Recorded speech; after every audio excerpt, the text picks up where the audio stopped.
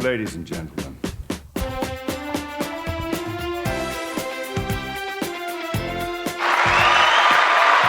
And we're back. This is Drew Sitzwitz, and I'm joined by Clark Hardin. Hello, everybody. Thanks for having me, Drew. It's a blessing to be here. Clark Hardin, founding member of Mob Drama, Bartlett's very own. Yes. Good to be here, Drew. Thanks for the great intro. Good to see you. Yeah. Yes, I... Oh, no. Let's do it again one more time. Nope, don't worry about it. Clark, come on, dude. Seriously. Don't worry, it's all good. Shake it off. No problem. Okay. Me. Clark Hardin, founding member, lead singer, lead guitarist Yes. of the band Mob Drama, a rock band. Rock band? Yes. Alternative rock. Garage band? Basement. No, not garage. Basement? Yeah. It's where we play. Do you know they don't really have basements in Florida or like California and a lot of places? Thank God we live in Illinois. They have basements. Come on. It'd be tough to have a practice space. Okay. Okay, so anyways, I'm just fucking around. I'm keeping all that in, by the way. That's good stuff. But so you guys were a big show for me. How long ago was that now? Like 2 years maybe? Yeah. A year ago? We're coming up on 2 years. That's crazy. It'll be in March. It's like a year and a half. Crazy to think about. But anyway, so yeah, you guys performed a couple songs, and that was great. I thought that was so cool. Like after recording that, I was like, this is what I want to fucking do. I want to like we like had a show that day. You know, it was like a whole thing. It was very, very cool. So thank you for doing that. Since then, we've seen each other 5 times at least. I don't even know over the years now. Yeah, a handful of times. Yeah. With Gerardo and all over the place. But you guys have since then played how many shows, you think? Well, we went on your podcast before we had even announced the name of the band, and right. Announced the band. But yeah, since then we've played, if you count the basement shows, which we started, it's been like 6 or 7 or 8 shows. That's awesome. We played, yeah. Yeah. And I went to one of them at Bannerman's. Shout out to Bannerman's in Bartlett, classic bar. Yeah, it was awesome. That was super fun. So how have the shows changed since the first one to now that you feel more comfortable on stage? I mean, each show is different, a different set of challenges, different bunch of mistakes you make. There's definitely been get better as you do it. You go up each one is better than the last. Kind of, you figure out what works and what doesn't work.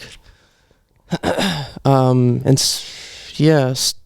the first one, it went great. It was in the city, and we had to figure out how to transport a bunch of gear and whatnot.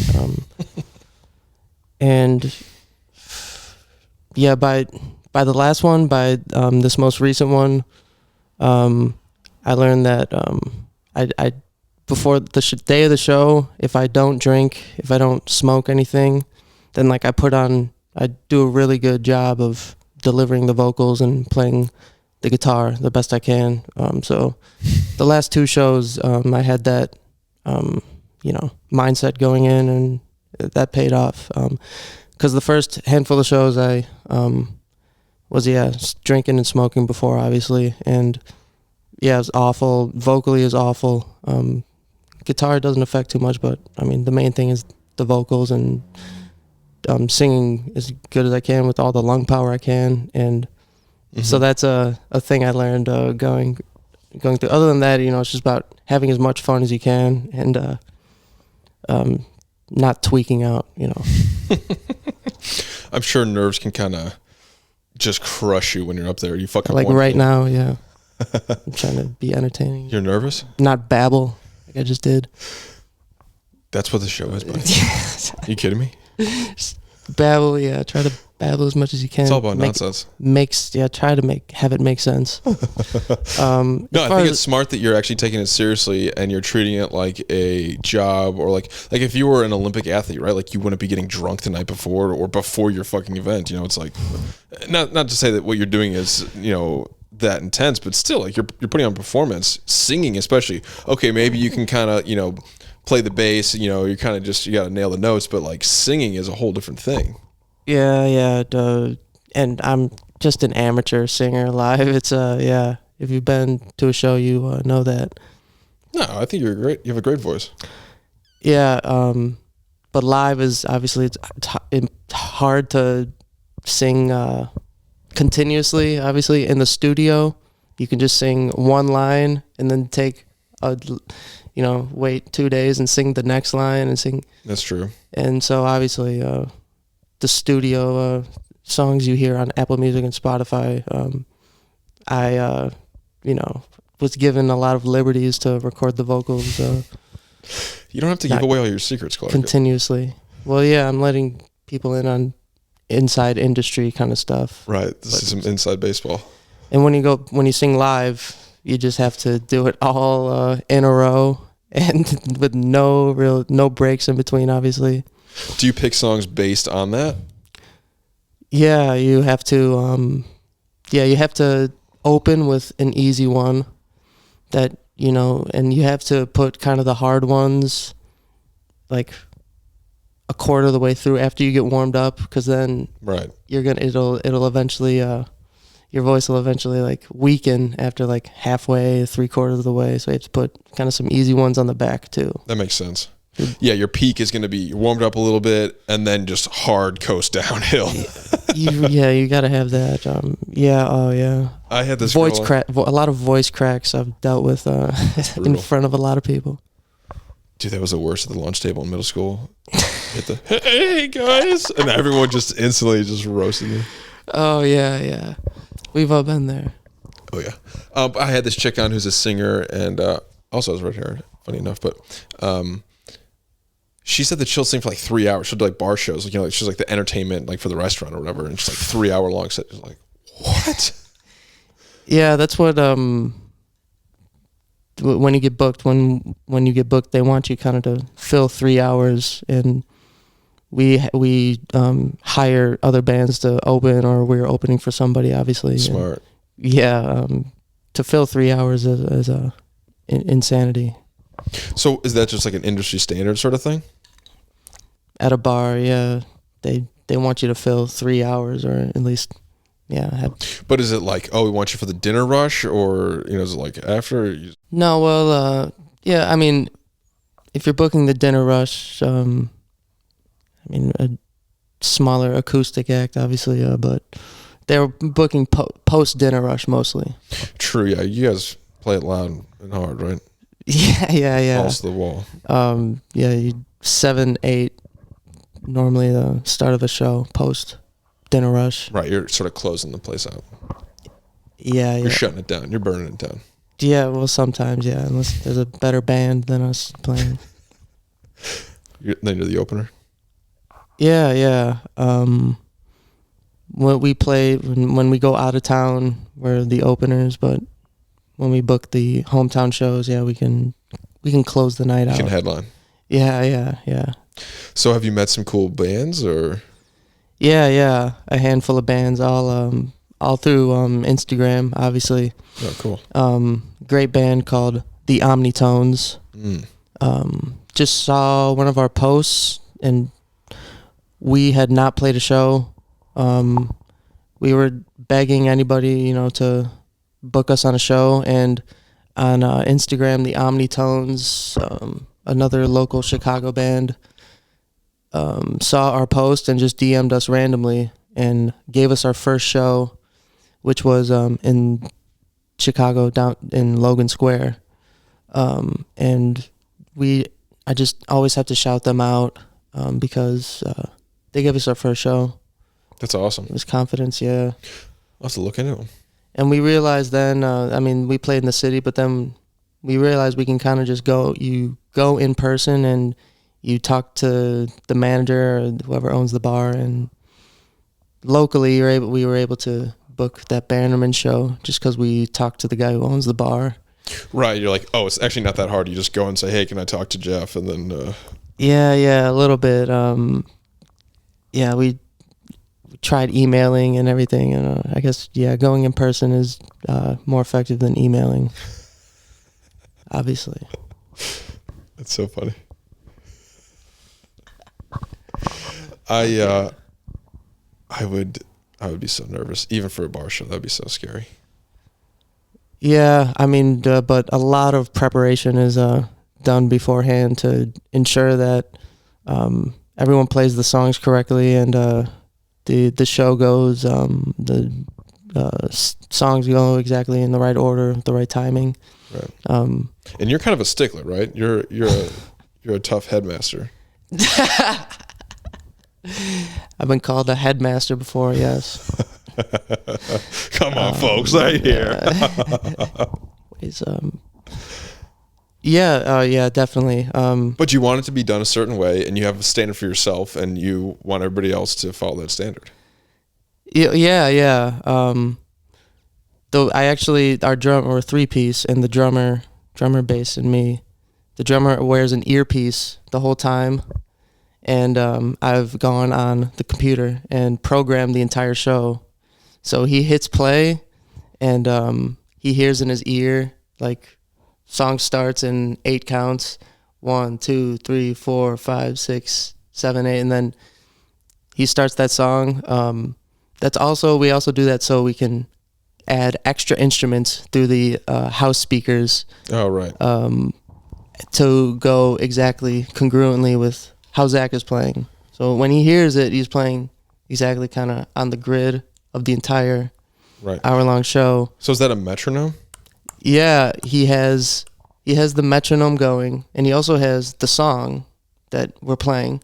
The actual song is playing? That we're playing live in the moment. Yeah, I've recorded it, beforehand, synced it up with the click, and Zach is the drummer's hearing that in his ear throughout the whole show, and along with my voice saying, "Okay, do this now." It's your voice. It's not a computer. Yeah. Okay. No, yeah, it's my voice. I thought it was like a program. Interesting. I sit and talk and record it into a mic, and I hit the crash cymbal in 8 counts. Seriously, is that? Yeah, and play the beat on the ride cymbal in 8 counts. Play it on the hi-hat. And so he's been practicing with this in his head for months, I assume, right? So he's already heard that 1,000 times. Yeah. Right. Many times. I'm sure it's just annoying to listen to, but that's so funny. Yeah, it's necessary so we can add extra instruments, synths or pianos or extra vocals, like "One Last Breath" by Creed. Never heard it. Yeah. Popular song. Sorry, I just cut you off, brother. Hit it. But we've taken the recording of the guy Scott Stapp's vocals, the iconic, "Hold Me Now" because I'm 6 feet, and we actually, I am able to program that on the computer so that we do a cover of that, like a little short outro of "One Last Breath," and Scott Stapp's vocals play through the speakers. Cool. So it's like, hey, I respect this so much. He's got it. He's the one that does it. Yeah, and I don't really do it justice. That gives me a little period of time to take a breath. But it's you kind of do like a little wave thing with the crowd. Oh God! Take a couple steps back. Lock arms with the bassist. It's hard to coordinate stage moves. It's trying hard enough to play the songs right, but obviously like any kind of stage presence. Do you have any kicks or anything? Or? When we're in the basement practicing, I'm not afraid to do a kick or a jump. Get down on your knees, start playing. Yeah, You ever do that behind the back? You got to be able to do that. Well, that's like year 1. Yeah, you're practicing behind the back. I really only I've done it just a couple times. Like, okay, yeah, it's pretty easy because you really don't look when you really play that much. It's after you get good. So it doesn't matter if it's upside down. Yeah, if it's you just have to hold it weird. You have to get used to that weird shoulders. But What about, is it Jimi Hendrix doing like biting the strings and shit? yeah, he would do that. Yeah, I guess. Yeah, I mean that's stage presence. That's balls, and you would go and do that in person. Sure. In the basement, yeah, I do a couple things. You're doing the duck walk. Yeah, Angus Young, Chuck Berry. I'm not afraid. Yeah, in the basement, but once you're live, playing in front of people, ooh, yeah, you lock up so tight. Oh, I'm sure. Trying to play the songs the best you can, and once you become better, a real pro can play the songs and put on a physical show, something to look at on stage. But yeah, we're getting there soon. Who's the guy from The Who? Not Moon.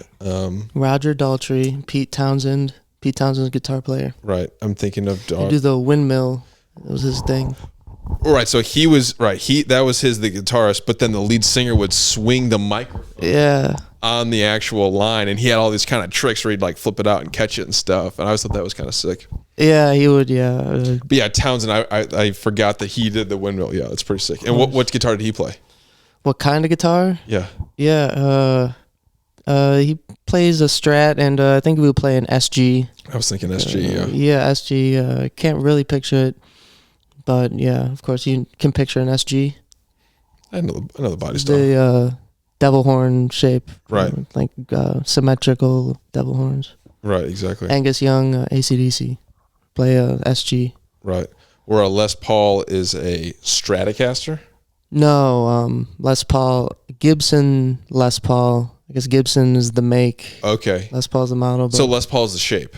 Yeah. Right, because Les Paul was a guitarist, right? Yes. Okay. Famous innovator. But so a Stratocaster has the two things coming out the bottom and the top. A Telecaster has the rounded top, end. Right. The top, yeah. So Gibson Les Paul is its own style. Okay, interesting. Yeah, many Slash played Gibson Les Paul. Right. Ace Frehley from Kiss, the guitar player from Kiss. Rest in peace. Yeah. Recently passed away. Kiss Army for life. Are you a Kiss guy? Yeah, definitely. That's fun. It's tough because in the studio, their studio albums were horrible. And really, through their whole career, their studio albums are horrible, especially at the start. But they were a great band. But the producer in the studio would, turn down the guitar. Like, we got to make it cleaner. We got to kind of, you got to polish it up. And you listen to their studio albums are horrible. And they were unsuccessful, 3 albums, 3 years. And they kind of, but then they said, listen, we're broke. We're going to have to, let you go from your contract. But we'll try to do a live album. They did a live album after 3 albums with a lot of hits on them. Rock and Roll All Night and Party Every Day. And a handful of others. Mm-hmm. But it wasn't a hit because it was, done badly in the studio. They did a live album just on a whim. They're like, okay, we're going to quit. We're done, They did Kiss Alive, and that it went, it blew up right away, and that you could see, wow, yeah. That's cool. Because it is sort of like an anthem band, right? They've got a lot of big songs. Big studio or stadium band, they're larger than life cartoon characters. Right, they're cartoon characters, right? They wear makeup and, with the costumes. I always kind of couldn't take it seriously, Because of the makeup? Couldn't take them seriously? It's essentially like juggalos of rock bands, right? I mean, come on. ICP. Did ICP copy Kiss? Yeah. Am I an idiot? Is that like everybody knows that? Well, Kiss copied, the circus performers. And everybody wears makeup, on stage. Yeah. But they're the first band to become gigantic that ever did. Yeah, it's so interesting. What's the other one where they've got huge costumes? Gwar? G-War. Yeah, Gwar. Okay. Yeah, G-W-A-R. That's ridiculous, right? I mean, that's crazy. I've seen, larger, big, insane costumes. I just said, never got into them, but I've seen them a handful of times. So. You have? I've seen them on the internet. Okay, I was like, handful of Jesus times. Christ, you've gone to multiple Yeah, Guar been shows. on my hand a bunch of times. Yeah, but no, I don't know them. I can't. No, I've just seen them on my phone, and they have insane. I mean, spend a lot of money just on the costume design. Mm-hmm. And It's the an event, though. I mean, I get costumes it. themselves. Yeah, and you want to look at the stage and see like a great show, something going on stage. Right, especially if you're like filling a big room, you want like kind of a cool event. Have we talked about Spinal Tap before? I feel like we talked about it last time. Yeah, I don't remember if we. Do you know Spinal Tap though? Yeah, I haven't. I've seen the movie probably say 70-80%. I haven't sat down and watched it a bunch of times, but yeah, I know a lot of references from, and it's hilarious. It's the funniest, British, Nigel and who's the singer's name? I have no Something idea. like something Hubbard's, Matthew Hubbard's or something. But Gotcha. yeah, you like Spinal Tap? Yeah, I think it's great. A second one just came out this year, and I haven't seen it, but I didn't know if you had seen it or not. Yeah. Oh, yeah. I followed them on Instagram. They always post promoting the new movie. Yeah, I saw it like 1,000 times. I still never saw the movie. Yeah. I see it on my feed, but no. It'd be fun. I mean, it'd be a cool movie to see, just because I like the original so much. But yeah, it's so good. There's like so many songs that are hilarious. All like the little intricacies. Like they had like 10 different drummers, and they all died in like crazy ways, and like course, just like stupid. Bizarre gardening accident. Spontaneously combusted, shit like that. Like makes no sense. But yeah, and then also, was that the first like mockumentary? Did they invent that, like a fake documentary? That's a good question. I'm not studied up enough on film to answer, but Gotcha. great, brilliant. Yeah, and Office was a mockumentary too, right? Exactly. British Office, that's the real deal one. Yeah, I've never seen that one. It's better. Well, yeah, it's drier and much. It's not as polished up and cute like the American one is, but Right. Ricky Gervais is amazing, and you have to like kind of really pay attention to know even what the fuck he's saying with his accent. But it's it's It's worth the watch. I've always heard it's better than the American so Office. you can say better, but can't really say one thing's better than another. Just as good. Want to get philosophical, but just subjective, But it's drier, and some might say it's funnier. Yeah, little kids would like the American one better, but people, refined taste. Gotcha. Gervais is the best. I love Gervais. Yeah, he's incredible. That I think it's Golden Globe speech where he just like rips apart all the famous people for being like stupid idiots and like, dude, who gives a shit? Finest moment, yeah. Yeah, incredible. He's like drinking a beer. He's just like, fuck it, I'm letting it rip. Yeah, he's got his lager. It's pretty funny. Yeah, Gervais is great. Have you ever seen Talking Funny? Yeah, it's where they all sit around and pontificate. Rock, CK, Seinfeld, and Gervais. Ricky. Yeah. I don't like when they sit there and like pontificate about funniness and being funny and this is funny. You think it's like too serious? Yeah, they kind of take it. Well, obviously, they're the best professionals, Right. But as a viewer, I know that would be a fun convo for them. But as a viewer looking to be entertained, I'm like, I don't kind of just if it's funny, it's funny. Make a joke. Don't talk about what is a joke. Yeah. The pompous, just like glazing each other. They're definitely all glazing each other. Yeah. Yeah. But what's cool about it is it's from like 2007 or something, which is like before podcasts. Like that wasn't really a thing, right? Like you'd never seen comedians do that before. No, you're right. Yeah. So that's what makes it interesting. Also, at one point, Louis says the N-word and says it's pretty funny, and Chris Rock is like, "See, it's funny. Like I'm friends with him. I say it's okay. Like he thinks it's funny." And Jerry's like, "It's not funny. It's not funny." Which I get his point too. Also, it aged very well for Jerry, right? Like Louis looks like an idiot and looks. Yeah. It doesn't. It's not funny, and it's like it's awkward. And you see Chris Rock laughing, and like, sure, I get Chris Rock is a comedian, and it's like, yeah, like I don't care. Anything is funny. Say whatever. Yeah.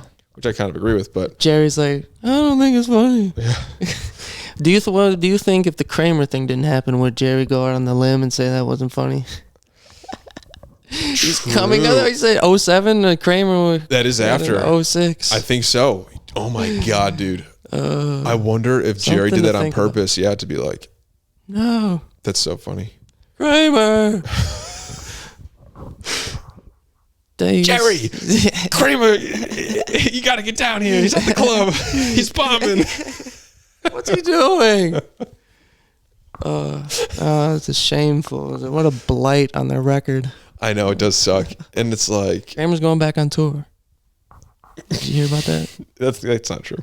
Yeah, Michael Richards. There was like a couple months ago, his headlines, or saw it on my feed. I mean, like, it would be funny to see, but I bet he's not good. Like, you know, I'm sure he took a long time off of stand-up from after that. Like, you know, he was funny. Yeah. But actually, Jerry came out and stood up for him, like, on... oh, it was awful.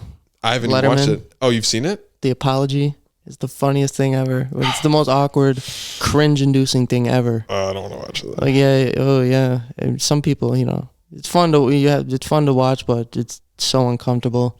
Ugh. It was on David Letterman's big studio audience. They're laughing all night, you know. They're laughing and then they're supposed to have a serious moment because that's Jerry was booked on Letterman, you know, to promote the new box set of Seinfeld. Right. I mean, within a week of the Kramer thing. That's hilarious. And like, having a good time. And Jerry comes out laughing, haha, and then he's like, okay, we're going to have a serious moment. Kramer comes on. Oh my God, I have seen that. Yeah. I have seen that. Oh, yeah. He's like, I feel, you know. Right, he's like up. Trembling almost. Yeah, he's like, Of course he is, yeah. I mean. And that was like the first kind of canceling, right? Yeah, definitely. Because it was recorded on like flip phones. Yeah. Like it's like it's like terrible quality. You can't even really see it or hear it. It's like not. You can hear it though. Yeah. You can hear something. But yeah, for the folks at home, if you don't know this, Michael Richards, the guy who played Kramer, was doing stand up at the Laugh Factory, I believe, in L.A. And he was bombing or whatever, and then a bunch of black people started making fun of him, and then he just went crazy and started screaming the N-word at him. And it was after Seinfeld was over, I think, right? You said they were promoting the box set. Like, I think the show was over. 2006 that happened.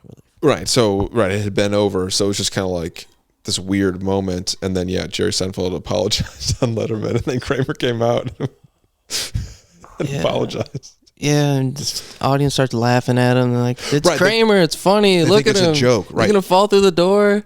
And Kramer's like about to, on the verge of tears, like bearing his soul, like really apologizing. They do laugh. Start laughing at him. You're like, haha, because there's awkward silences. It's over, Zoom in 2006. There's a big delay. Ooh.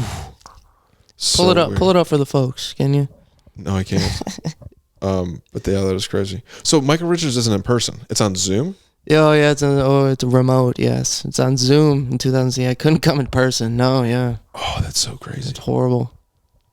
I forgot about that part. I thought he walked out. It's kind of a good watch so people at home can look at the saga. Some comedy history here. That's crazy.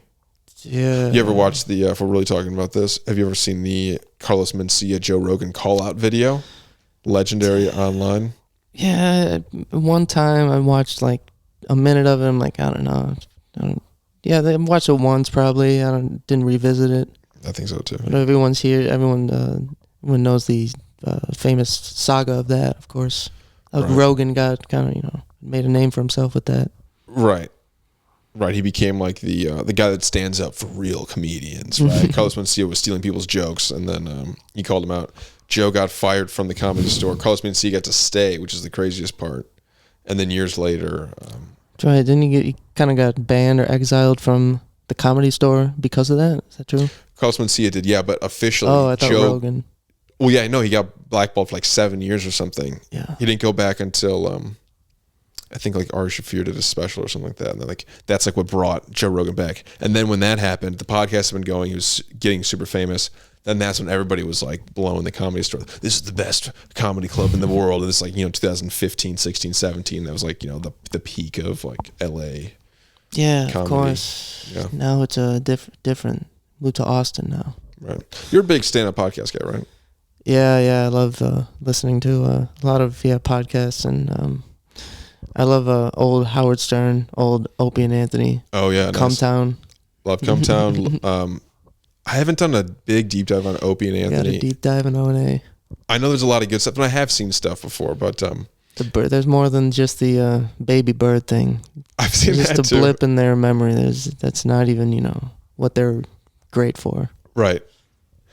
Yeah, but it's like what's hard about that is it was a radio show, right? So you have to like dig through the archives to listen to it, kind of, right? Well, you can look up it will work in your algorithm, but if you clips, like the funny clips, Gotcha. if you look up O&A or just Opie and George Bush, Green Day, any pop culture reference from the 2000s and the 90s, or There's like something Grease, Gotcha. like any movie, Pulp Fiction, Goodfellas, like they're doing like a bit on it or like doing an impression or Gotcha. that's kind of how my favorite way to listen to most podcasts, kind of like that. Right, because you're a big Jim Norton guy, right? That's who we talked about at the Toronto event, I think. Did we talk about Norton? I think so, yeah.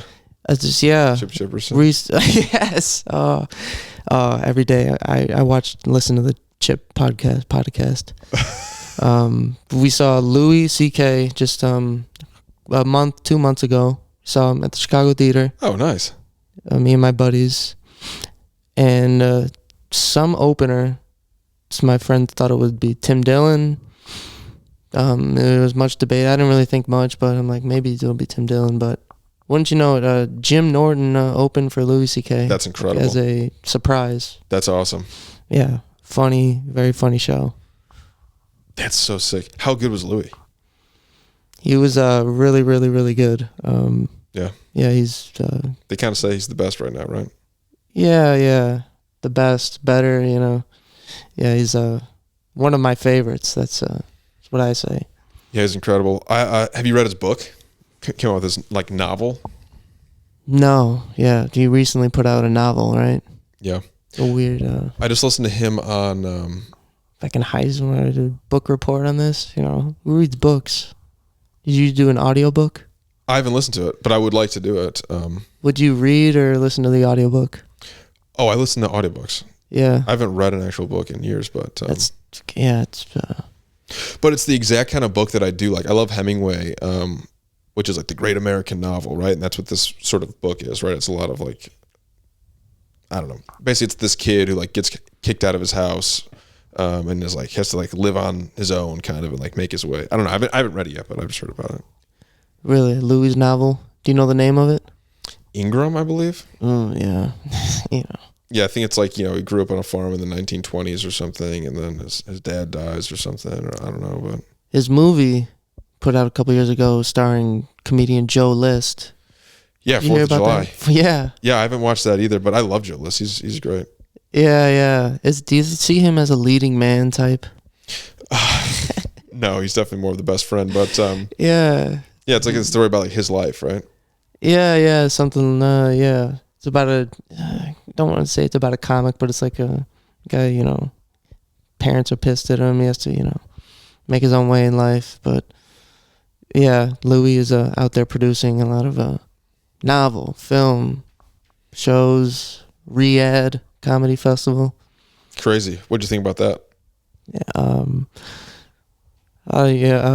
not so well versed on it, but I've seen them get trashed for it. Obviously, I've seen people come to defend them for it. Yeah. But I don't really have a strong take on it. If they pay you a lot of money to do that, there's an amount of money for everything. That's true. It's a good book. I think it's called Blood and Oil. It's about MBS, who is the current leader of Saudi Arabia. It's like an autobiography. Riveting audiobook. But, Saudi Arabia does a lot of bad things, right? So does our government, right? So I don't know. It's like, where do you draw the line?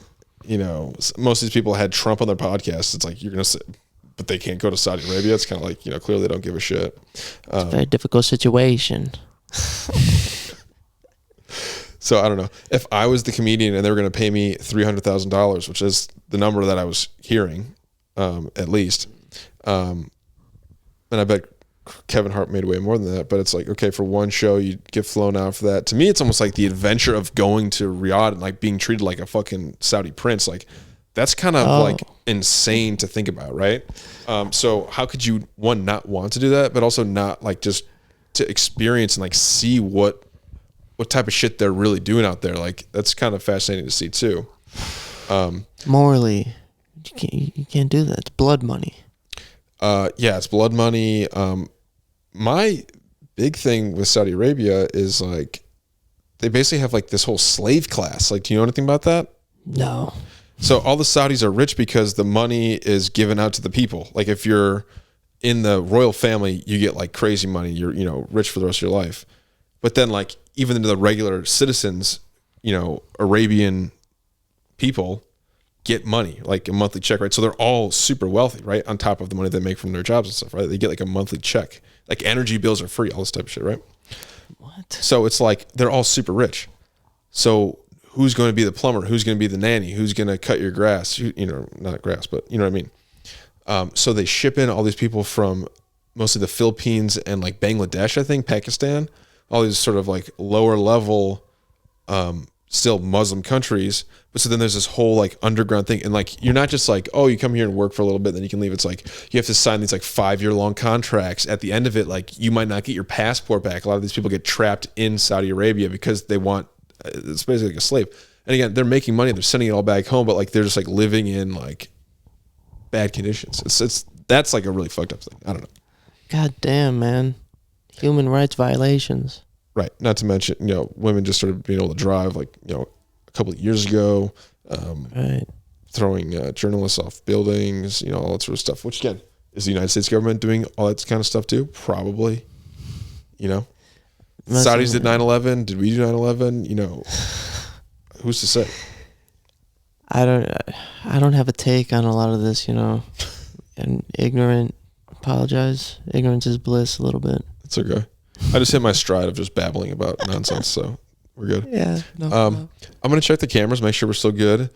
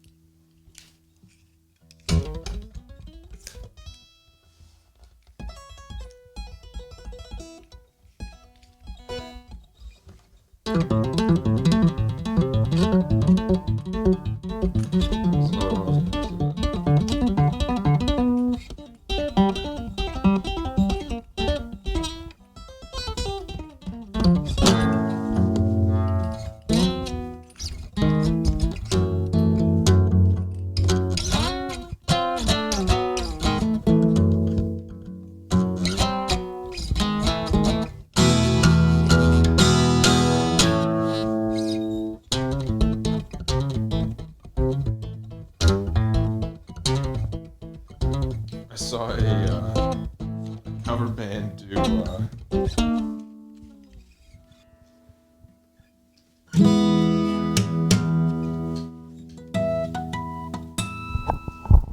is that the is it August Rush?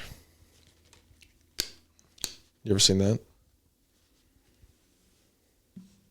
Robin Williams. August Rush? You ever seen that movie? No. I think that's what it's called. It's about an orphan, but he's like super musically gifted. No. But he plays the guitar flat on his lap, and then he hits the strings. Like that's how he plays it. Really? You never seen Robin Williams plays this guitar? No, he's like this guy who runs this like weird fucked up underground orphanage where he makes all the kids pay him money. Like they're like street performers, and Robin Williams like gets a kickback. I know, it's weird. It's a weird, really fucked up weird movie. Really? But this kid, August Rush, yeah. August Rush. And I think that's what it's called. he lays it flat in the guitar and taps it. Yeah. Like ding, ding. His own technique. Ding, ding, ding, ding, ding, ding, ding. But like lay it flat in your lap. But like both hands flat. Yeah. You know what I mean? I just remember like close-ups of like the fretboard, and you'd see like the dust on the string when you would tap it. It'd be like, really artistic. Oh, corny guitar. Whenever guitar is portrayed in a movie, it's There's a movie called Crossroads from the 80s. Sounds badass. Anytime there's a guitar battle, little Ralph Macchio is supposed to be a 10-year-old guitar prodigy. Love it. In the movie. I think I have seen this. And actually, Zach, my drummer, was like, "Dude, did you see the scene with the guitar battle?" I'm like, "Yeah." He's like, "That's the most badass scene ever." I'm like, "Really?" I'm like, "Did you see?" And he's like, "Yeah." He pulled it up and I'm like, "Look, like, I just like." He's pretending to know how to play the guitar. You can look at his fingers that and know. Sucks. But the director obviously was like, "Okay, pretend like you're doing this. Move your hand here and then move it there and then move it." And I pointed all this out to him. He's like, "Yeah." He seceded his opinion. He's like, "Fuck, I haven't seen it since I was a kid." Yeah, I could see how an average viewer would not know the difference, though. It's a guy like me is critical. An ass. That is so funny. Yeah. You heard about this new, what's it called? Who's the guy from Dune and from Bob Dylan? Chalamet? Timothy. He's doing Marty Supreme. He's like a ping pong legend. Is he? And so while he was filming Dune and all these movies, he had a ping pong table that would go with him everywhere. And so he was like, he actually learned how to be a fucking ping pong master for this movie. So that's kind of sick. I'm sure real ping pong players would be like, "Dude, his technique is flawed or whatever." But yeah. But I respect that. For training for years, I mean, that's kind of nuts. What about a Bruce Springsteen movie just came out? Haven't seen it. I wonder. Yeah, I didn't see anything, but I'm wondering if Jeremy Allen White's how much guitar he really learned to do the Bruce. I wonder. But is he one of those guys that's British, but you just don't know it? I don't know. Actor trivia. I don't know. I would see the Bruce Springsteen movie. I don't love. Ask Bruce. me some Bruce trivia. I can answer all that. Oh yeah. Yeah. But Alan White trivia, I don't know. Gotcha. Yeah, to me it's a little corny, but I love, strap your hands, cross my engines. Like that's just crazy, Like he's amazing. There's some great Springsteen. I believe it, but highways jammed with broken heroes and a last chance power drive. It's pretty great. I mean, but it is corny, Oh yeah. Of course, yeah. No, we'll not deny that. Yeah. Right. But so I would like to see that movie. The Bob Dylan movie, I didn't want to see. I love Bob Dylan. And I'm like, that's gonna ruin it for me, so I just didn't watch it. But oh yeah, I'm like that. Yeah, certain things. I didn't watch that one. Yeah, I was just like, fuck this. But also, Bob Dylan's still alive. That's the weird thing. It's like, why are they doing these movies? He has to be dead. I think there was a lot of Bob Dylan input on the movie. And okay. So that kind of taints the story a little bit. You know what I mean? I think it's biased. I think it's a fluff piece. I don't know. Oh, yeah. It's a fluff piece. I want to see some fucking grit. You know what I mean? See the ugly side of Dylan. Yeah, exactly. He's not going to show that. And maybe he does. I don't know, but the posthumous bio will be better. I think so. This one just focused on like 5 years, right? If I heard it correctly. Yeah, I think highlight his absolute prime. Yeah, it's when he went from folk legend to he went electric. Bob Dylan went electric at this folk festival, and the crowd started booing him. It was like, "Fuck you, Bob Dylan." It was like their hero. Think about that. Like, Sold out. Right, he was a sellout, exactly. It's like, even though Bob Dylan, a fuck. he like invented himself, like it's all a character anyways. But anyways, I love What's Bob your Dylan. take? Should he have gone electric or no? Fuck yeah, dude. Some of the best songs are electric. I mean, it's like, he did it. He conquered it. Why not move on? You know, it's like, if a band makes the same album over and over again, you hate it. You know, like, Yeah, the same shit as last stuff. AC/DC is the only exception to that. You're right. You know, maybe there's something to be said about making the same great album over and over. I get it. No, but it works both ways, yeah. But if you're a real artist, you're going to change it up a little bit. Yes, 100%, yeah. But the fans obviously just want the same, greatest hits over and over. Yeah. But as the artist, if you're a real deal, you definitely obviously change every time. But isn't that the Bruce Springsteen thing, Nebraska? That album was like totally different and everybody hated it at first, but then now it's actually good or something? Yeah. Well, it wasn't a mainstream hit. He basically went acoustic, opposite of Dylan did. Okay. But he came right off Born to Run.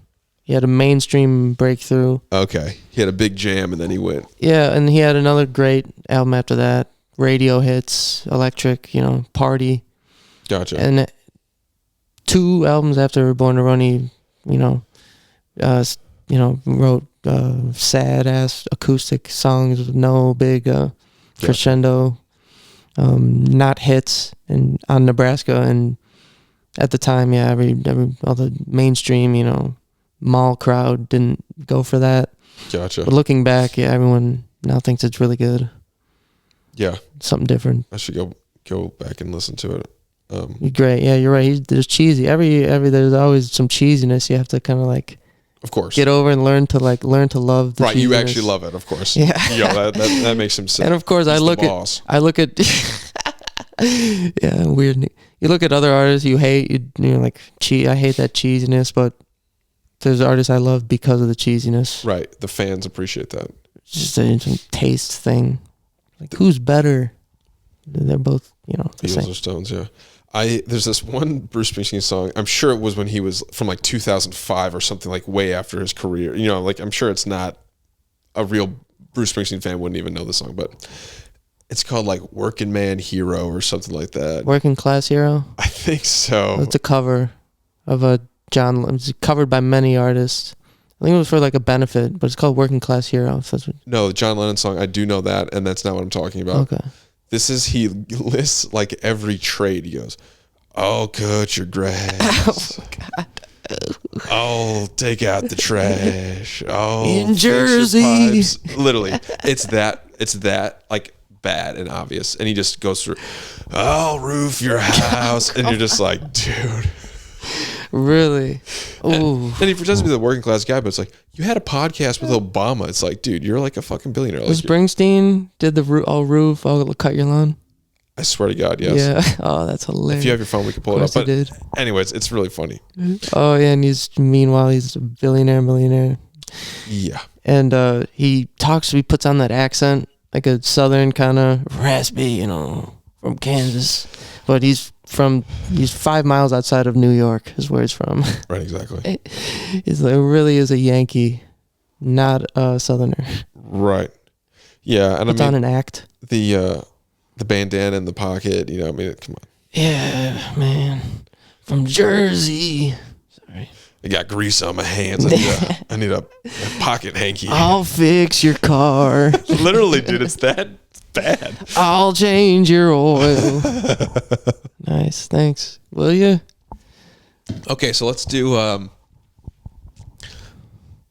on Fire. Can you do that? Can you do that riff? Oh, yeah, that's of course a really quiet, intimate ballad. Not of course a big riff on that one, but Oh. So that's the drum beat starts with, and the chord it starts with is.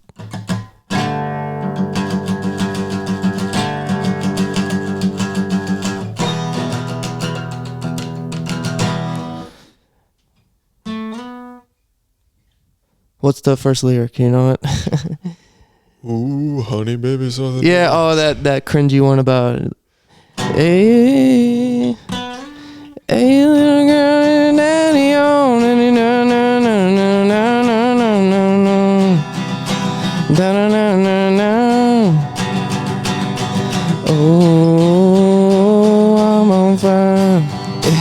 figured it out.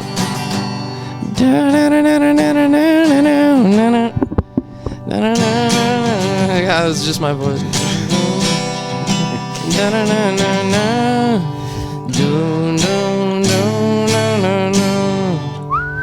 that's fun. Okay, let's do some more actual riffs, right? Let's do like Seven Nation Army. You can do that, right? You can Okay, of course, yeah. Smoke in the Water. Oh, no, I can't.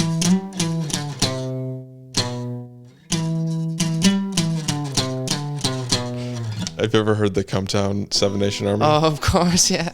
I got my penis off. I had gay sex. But I like small balls too. My balls are too small too. It's so dumb. I could not get hard. Oh, I love it. Listen to all the It's like, no, I don't. That's so good. But at the end he goes, "Beyond the White Stripes." Yeah, going to the German thing. From Chicago. Yeah. So stupid. Oh, you should have just kept riffing on the music. Smoke in the Water? Yes. You go like... Oh, got a down tune.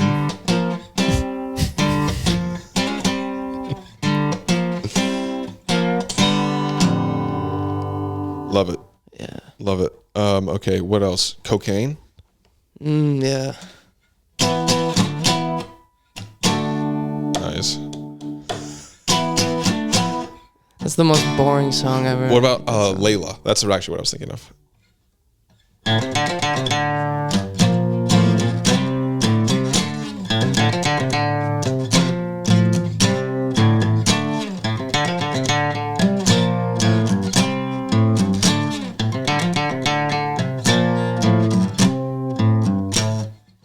All right, now play it low though. And then he goes up to, high pitch. Oh, sorry. Oh, yeah, he goes...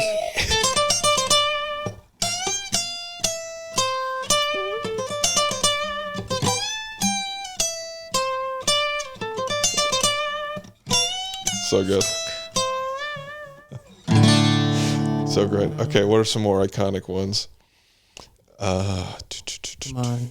I know. Don't you know some AC/DC? Well, I was going to say Eruption. Can you do that? Yeah. Did you already do that? The main earlier? part, I was doing Hot for Teacher. And the main part, you did of Hot for course, Teacher. is the famous part is...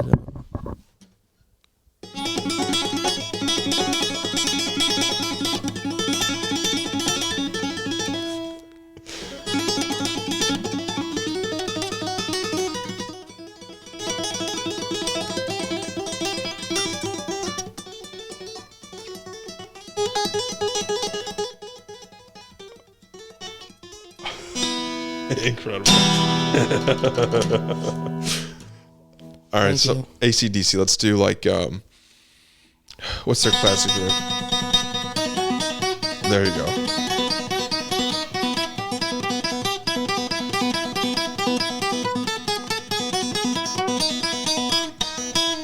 Oh, that's so fun. All right, Freebird.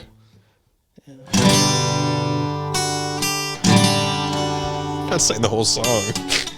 Yeah. I can't change. Won't you fly free? I don't know.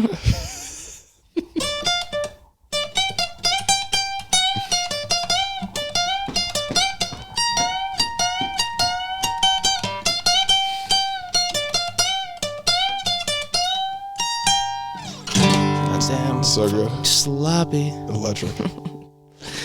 Bombing. This segment isn't going as good as we thought it would. No, Dude, it's incredible. I'm having so much fun. All right, what are some other I'll classic ones? leave here tomorrow. So good. Dude. Okay, you know. My favorite part about Freebird, I feel like this has been talked about a million times, but my favorite part of Freebird is when he switches, right? He's pleading, "Lord, I can't change," right? Yeah. And then it flips and it's, I can't change. And it's happening. You know, it's like, I'm going to do it. This is me, right? It's just like he flips. And then that's when the whole solo kicks in. I just love that. I'm going to be free. I love that switch where it's like, right. That's the freeness. There's a mood switch for sure. I can't change. It takes flight.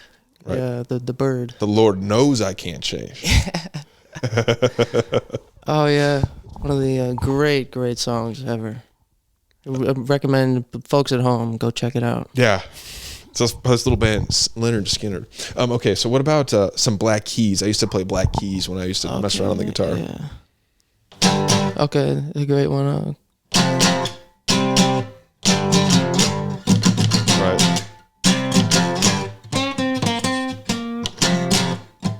Gold on the Ceiling. Yeah, That's fun. love that one.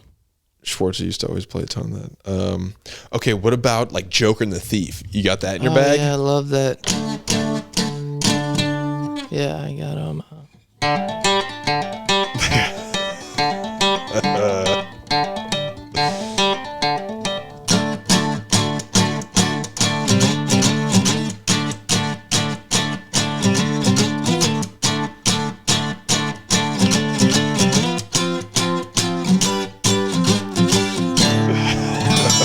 Yeah, love So Wolf Mother. Wolf Mother.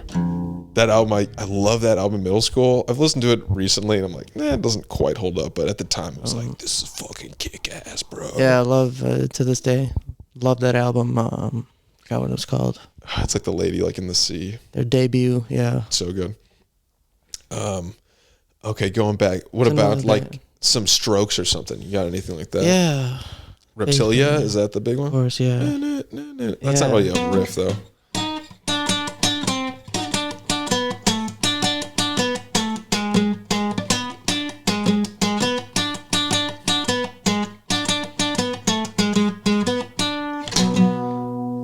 And then wait. There you go. The solo. Yeah.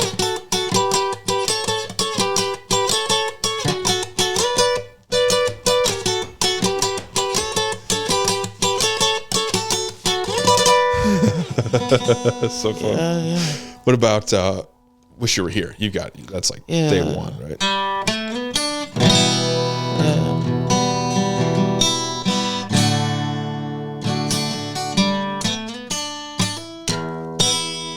So Yeah.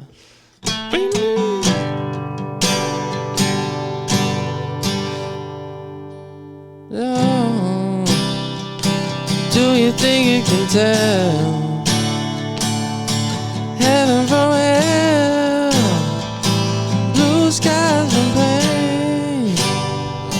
let's end it on something kind of fun. Whatever you want, whatever your favorite little thing is. Let's do it. Yeah. Okay. Wow. Let's hit it. We'll fade out to that. Good call. God.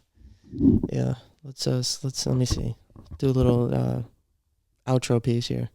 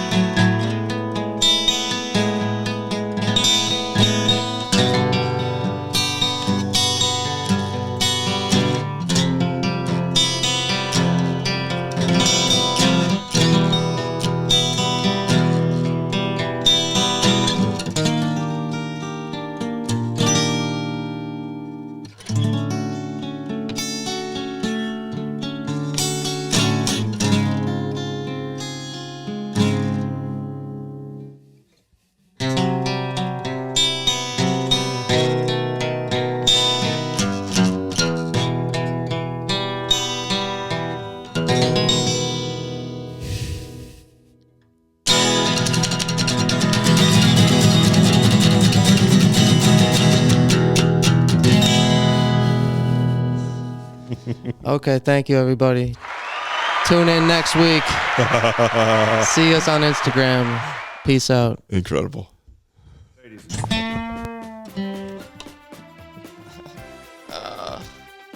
Oh.